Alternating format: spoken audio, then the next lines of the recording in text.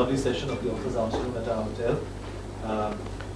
As you know, that this is a collaboration between the Prabha Khaitan Foundation, Free Cements and Taj Bengal, and we are always very pleased to have some great authors in talks with some great people. Today, like no exception, we've got Mr. Simon Napier Bell, an English music manager, author and journalist, in talks with our very own Mr. Anjan Dutt. So, taking no more time, I would leave this dais to both of them to do this lovely talk. Thank you very much. Have a lovely afternoon with you. Thank you. I would just like to ask you very honestly, I'm sure you have some idea who I'm sitting next to. Yes or no? You do? Okay. So the reason, see, today is the premiere of my film, and I still came knowing that I would just be coming in and just rushing out and leaving him to you. But I came because I had to see him once. I had to meet him once. He says he's been to India many times, but I just had to see this legend once. And can I call you Simon? I think you better. Okay. It is actually it's my name, you know.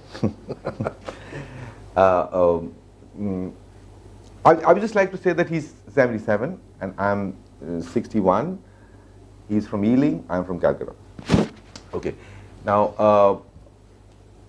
You started off, I mean, as far as I know, you started off as a songwriter of this legendary song, which I heard when I was, I don't know, in school, I think. You don't have to say you love me, you don't have to stay forever.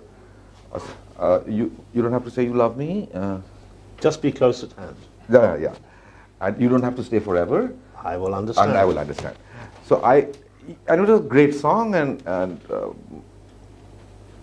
why did you not pursue a creative career as a songwriter or as some other creative, music-related creative thing? And it took a while to get that, Anjan. That's what my book. No, my question is not that. My question is it because you felt that you couldn't make it big, really big as a songwriter, or is it because you wanted to create artists?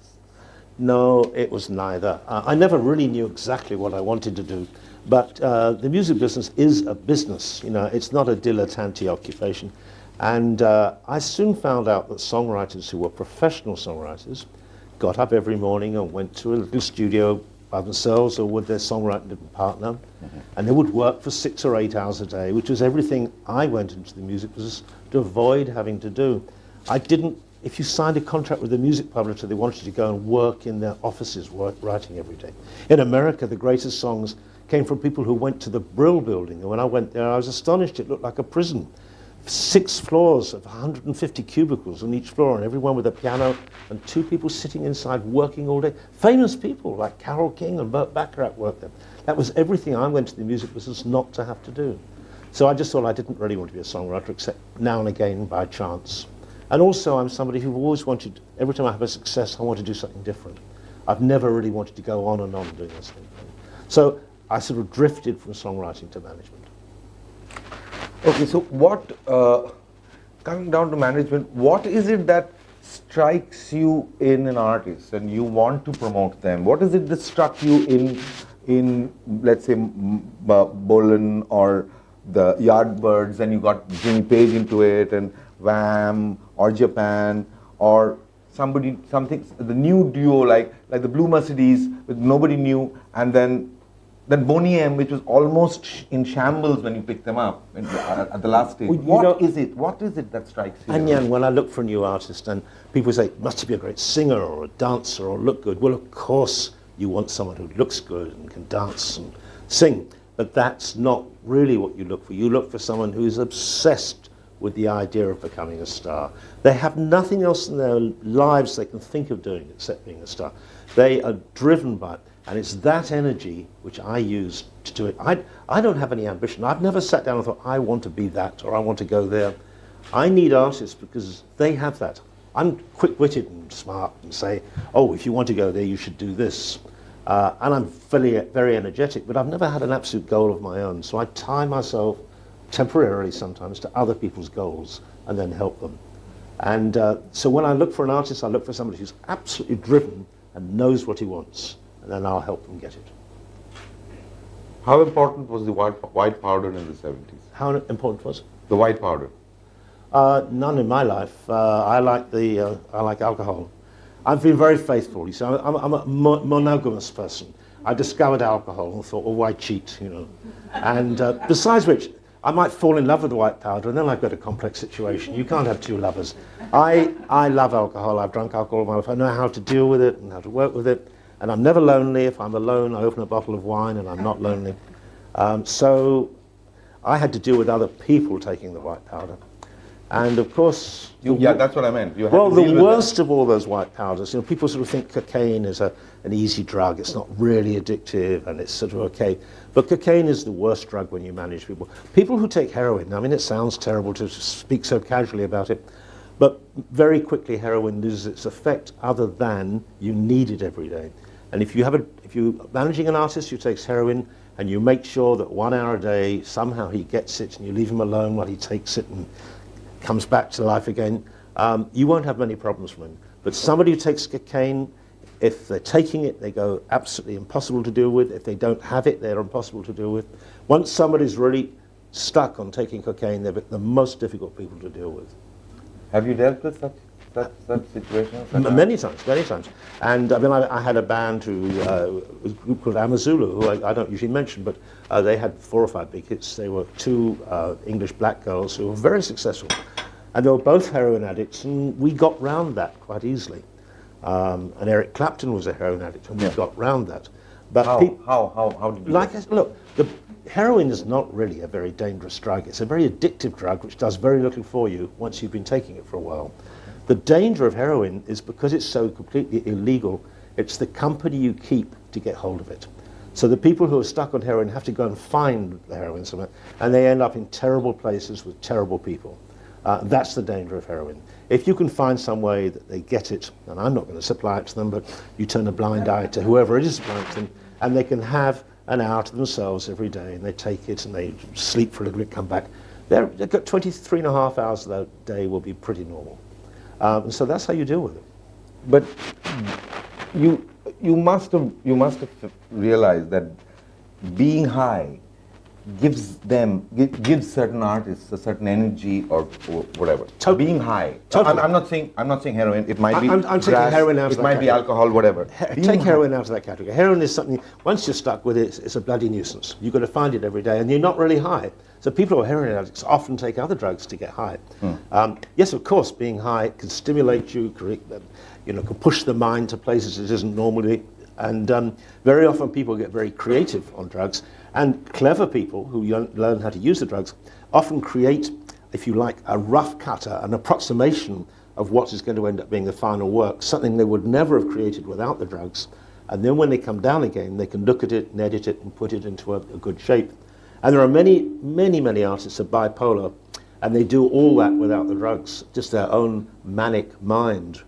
In their worst moments, they create, and in their calmer moments, they edit and, massage the creation into something good. I'm not against drugs at all in terms of creating music. I'm not for them either. I haven't taken them. Which said alcohol is a drug too. And you know how many artists in history have depended, especially writers, depended heavily on alcohol, either to create the mood or dampen the bad mood. It's a part of life, and you have to live as you want to live. The one thing you don't want to do as a manager is try to get the artist away from how they are. You don't want to try, whatever it is wrong with them, socially, don't cure it, because that's what's made them an artist. Don't take away their stimulus. Okay. My job is to take them as they present themselves to me and make them successful. It's somebody else's job to say, oh, you must not do this or not do that, or go and see a psychiatrist. As a manager, I'm not going to do that. So what is it, how does it feel to break away? I mean, you stay with people for 7 years, 6 years, 8 years, and then you move away, you leave them. How does it feel, and why do you do it? What prompts you to leave them? It's wonderful. It's wonderful. You know, it's not like a marriage, because in a marriage, you know you're there for life, and you work something out between you. Oh, we have a little free time here. You have Wednesdays off. We'll sleep in separate rooms. Whatever you work out. Now, an artist and a manager relationship is 24/7. The artist thinks he has you there the whole time. Will call you any time of day or night. Will throw It's like a everything lover. at you. Oh, yes. Not a wife. Like a jealous lover. Like a jealous lover. That's what it's like. And no matter how successful the artist is and how much you're enjoying being the manager of a successful artist, when I was managing Wham, I was very happy being the manager of one of the biggest artists in the world, because it's fun, it's nice. You have money and you have power and you have, you know, you're looked up to. But the day George said, "You're fired," I said, "Oh, wonderful, it's the best present I ever had. No more George calling me up, no more worry, you know, forget it." So nearly every time you leave an artist, you feel very good. Well, I do. No, not you. Other man. My partner, when I had a partner, and Jazz Summers, and when we stopped managing Wham, he was desperate. He thought his life had come to an end. I thought my life had started. I left the next day for a holiday. I went to the Philippines. I'd been in the Philippines the day before George said, "You're finished," and it was just at the point when the Marcos regime was falling. And I'd been there in the streets with all the soldiers and the people when they were giving flowers to each other. And then George called up and said, "Come to London for a meeting." I was furious. You know, it's just far more fun. So I went to the meeting and he said, "Fired." I said, "Good." And I got on the plane and went back to the Philippines. Missed it. It happened while I was away. Is it because when we started, you said that you don't plan, you like to move ahead, you like to move on. Does it come from there? You know, you said about being creative, but I tackle management in a creative way. I know. You know, like I said, I need a target. I'm totally an opportunist. That's really what a manager is. A manager's hired by the artist to spot opportunities. The artist is so focused on where he's going, he doesn't see left to right. And the manager sees left to right, behind and above. So the artist hires you as an opportunist. And I'm very good at creating luck, or spotting how to turn something into luck. But you can't do that without knowing where you're going. You need to say, "I've got to get there." Oh, well, that's the way to do it. So I need their objective, and then I'm very happy. It's fun. And then when it stops, it's even more fun. This question, you can take it up later, but I'm asking him now. I think it's more their question. Mm-hmm. I know the answer to the question, but he's the best person to answer this. You think that talent is finally more important, or marketing is finally the decisive force? You know, you're not going to market anything successfully if there isn't some underlying talent. You can sometimes, but it will fizzle out. Yeah, but then talent also fizzles out if you don't have marketing. There is no pure art anymore, because we just have become hugely knowledgeable about how the world works. And, you know, every artist now, if he's going to be successful, has to have an ability to speak and promote himself as well, in every art. You know, even if you're an artist, you go to your art gallery where they're looking at your pictures, because you have to help sell them. The art gallery insists you do. And then you have people who are really boring who come and say, "Oh, when you were painting this, what were you thinking?" The whole point of painting is you don't have to think, you don't have to work out what it is you want to say. And now so you've painted this without thinking. Now they're saying, "Well, you have to tell them lies." You know, "Oh, I put the blue there because my mother always wore a blue brooch." Just some rubbish. And I'm sure the same happens sometimes with you, with film critics. You have to say things which you did quite impulsively, because you felt it was right. Yeah. And now you're going to have to tell them why did it. You know, it's a lot of bullshit, isn't it? It is. But anyway, I won't give you the answer. I mean, you can pick it up later. I have just one question, is that do any of you know that he's also into making films? He's making some films? No, you didn't know.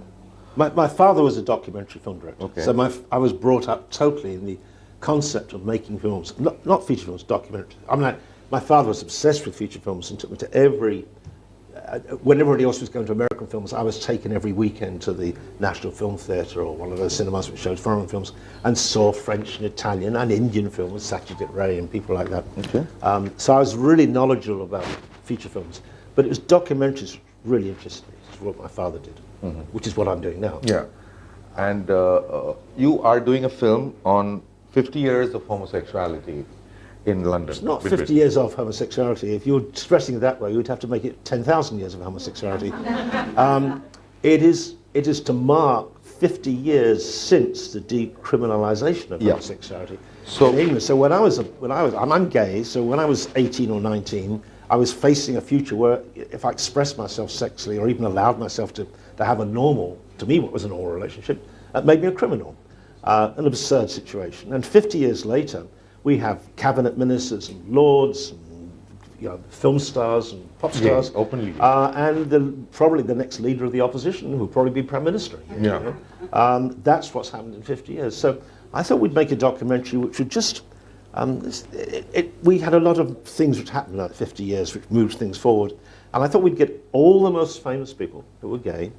So like Elton John and Ian McKellen and Lord Paddock, and, this person and that person, and having just come and say a little bit about their lives and what they were doing. Nothing very deep or turgid. Just something which really let every young person see it's a perfectly normal thing. All these people are. It's 50 or 60 of the most prominent people in society are gay, and it doesn't matter. So that was one of the films I'm doing at the moment. How do you look at a country where it's still there? We have the section 377. Well, you can't make your mind up, can you? You go this way, and you go back again, and back How do you again. look at that country? How do you look at that country? With sympathy, with pity, or with what? Look, you can't look at India with pity. No one actually looked at it with pity. It's unfortunate that this thing goes backwards and forwards, but the point is, what I know about being gay, and everybody else who's gay knows, is that there is nobody, not one person in this room, who doesn't have a friend or a family member or somebody they know who's gay.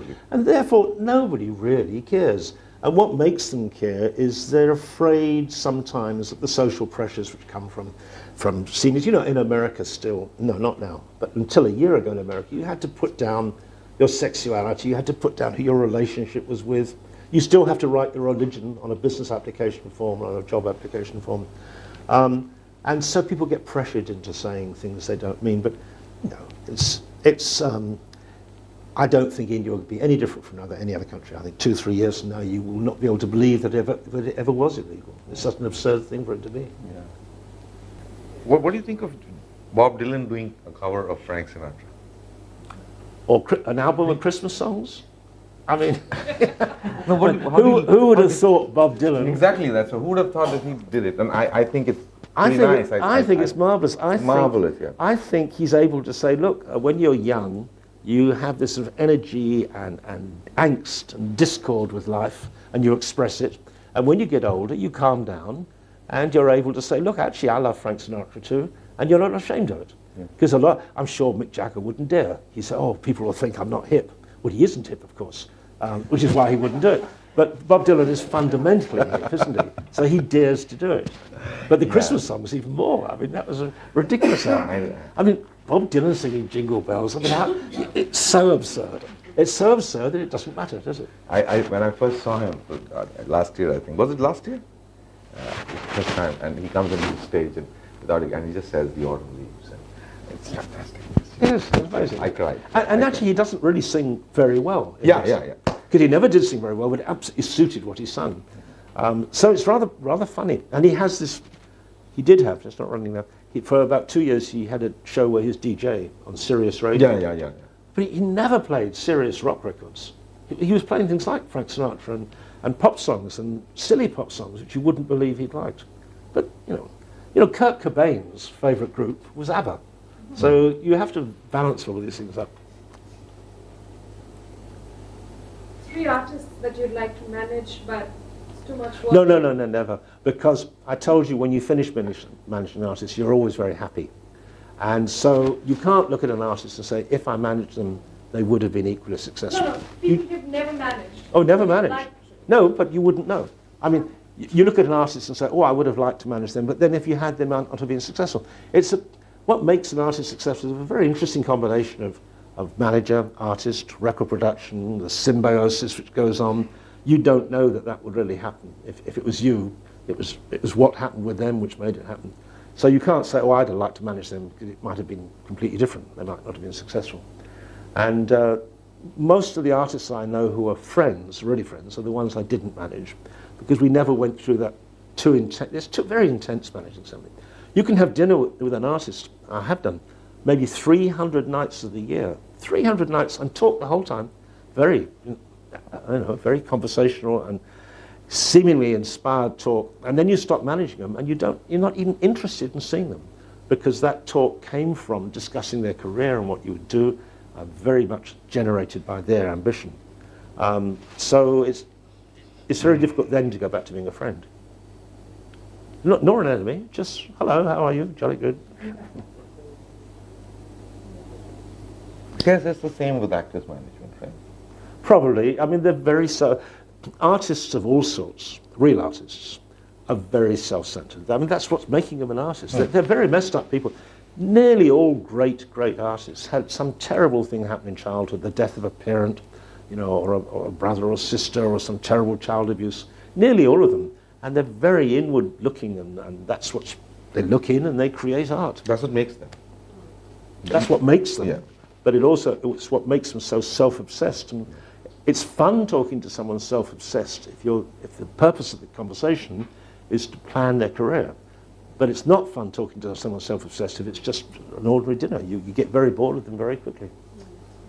So I can't really answer your question.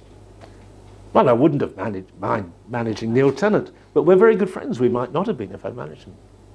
What would happen if I'd managed him and I didn't manage to make him successful? Whereas the manager who managed him made him very successful, and a guy called Tom Watson, I was really surprised that he did, because he looked like the sort of person who wouldn't. So, can't really tell you. I've enjoyed everything I've done. You've been very attentive, but no question. Come on, give me a question. I just want to ask something. I mean, where do you think the next generation of artists will be from? I mean, YouTube, or, I mean, is it a very... Well, YouTube, it produced a few artists. I mean, Justin Bieber was taken from being a teenage singing in his bathroom to the first top 10 record, still on YouTube. He didn't even have a record company. So YouTube can definitely produce artists. I sort of think YouTube won't last forever. There has to be a finite period. Sooner or later, something else will come. But you're talking about where do artists come from as a promotional background, or, I mean, look, surprisingly to everybody who looked at the music industry a few years ago, the record companies still hold a huge amount of power. They've got the money, they've got back catalogues to keep the money. In America, they totally control radio. I mean, basically something I haven't touched on tonight is that the music industry is a sort of criminal activity. In 1920, when radio started, every Western government, and included the government of India and Japan and countries with Western influence, made radio public service, which meant you couldn't pay to have things put on radio. There was no advertising. And the way traditionally a song was made popular in the late 19th century in music hall days is you paid a famous artist to sing a new song in his set, and then people would get to know it and become popular. And that wasn't against the law. It's fair enough. You paid him and he did it. Now, when radio started, that became against the law in terms of radio playing. But of course, everyone did it. So for 70 years, songs have been popularized by paying the radio, which is called payola, for which you can go to jail. And even in the first 10 years of this new century, both Warner, Universal, Sony, all paid in excess of $10 million in fines each to the US government for doing that. So it's a sort of gently criminal activity, which is sort of quite nice. Naughty rather than criminal, maybe. And I think that's why young people like it so much. But the record companies have held their power, and you tend to think that they may develop to being what you might call music companies, and they earn money from an artist's performances live as well as records. But I sort of think major artists will always, not always, but for the moment will continue to flow through these companies. They have the access to the promotion, and they can fund it.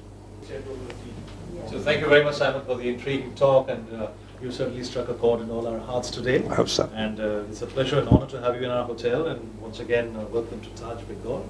I will take this opportunity to welcome Bruce Patel, our Deputy British High Commissioner, to come across and do us the honors for Simon with a small memento. Sure, I should be doing this, but anyway, short notes.